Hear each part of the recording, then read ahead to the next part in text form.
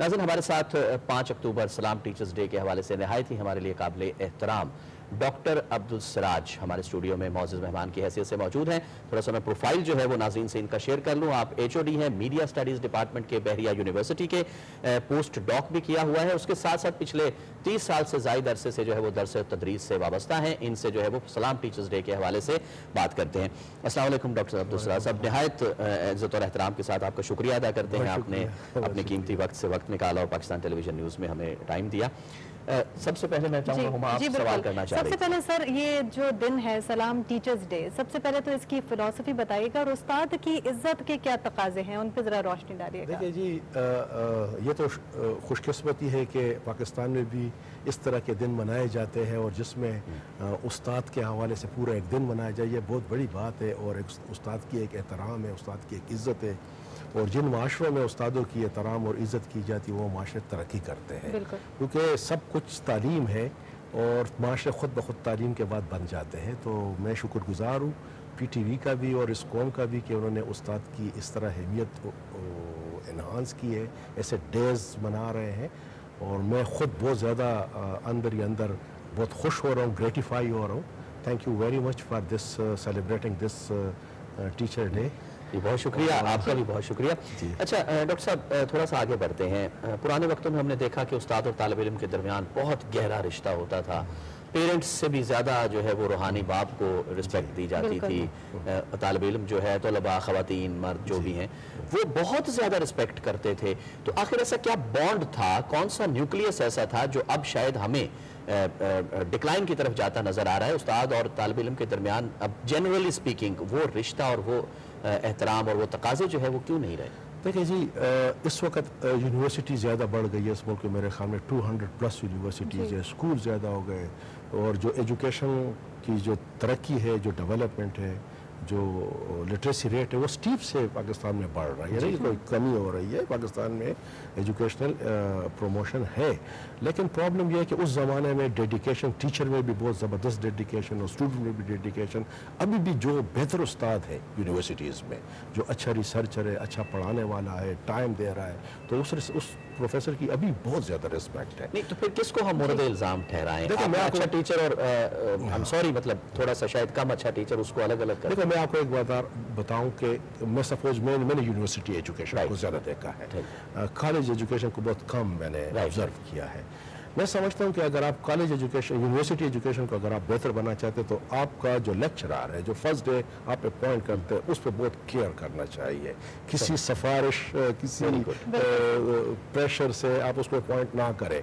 अगर आप best of the best, out of the best अगर आप एक पर्सन को आप अपॉइंट करते हैं, वो आपके साथ 30-32 साल नौकरी कर लिया जाता है, तो लिहाजा वो बेहतर आदमी होना चाहिए। अगर वो फर्स्ट डे से वो खराब हो, वो 30 साल तक वो खराब रहेगा। लिहाजा ऐसे प्रोफेसर की लोग इज्जत नहीं करेंगे। आज का जो शागिर्द है वो भी बहुत होशियार है, वो भी नॉलेज चाहता है कि प्रोफेसर इंटरनेट चाइल्ड है ना, वो इंटरनेट चाइल्ड हो, वो करीब है इल्म में, ठीक है। तो लिहाजा बेहतर ये है कि आप यूनिवर्सिटी, इस वक्त जो इतनी ज़्यादा यूनिवर्सिटी है, ये भी खुशकिस्मती कि हमारे मुल्क में यूनिवर्सिटी की एस्टेब्लिशमेंट्स बहुत ज़्यादा हुए चंद अरसे में। तो यहाँ अच्छे टीचर्स होने चाहिए। हम अच्छे टीचर यहाँ हैं, मौजूद भी है, बाहर से भी प्रोफेसर आ गए और इस वक्त प्रोफेसर अच्छे हैं।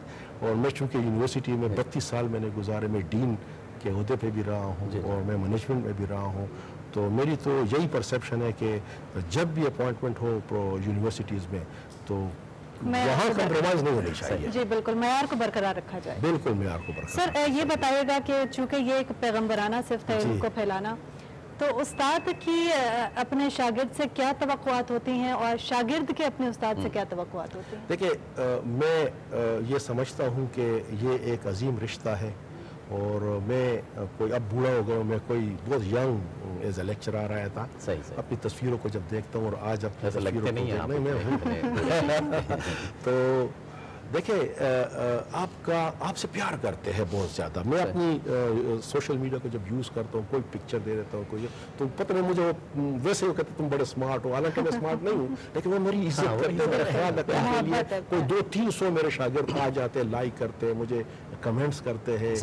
تو یہ دیکھو یہ ایک رسپیکٹ ہے, وہ آپ کے ساتھ ابھی بھی ایک رشتہ قائم رکھتے ہیں. استاد کا اور شاگرد کا رشتہ کبھی ختم نہیں ہوگا. صحیح. اچھا, یہ جی بالکل کبھی ختم نہیں ہو سکتا, اور ہو سکتا ہی نہیں ہے جب تک قومیں زندہ ہیں, معاشرے زندہ ہیں.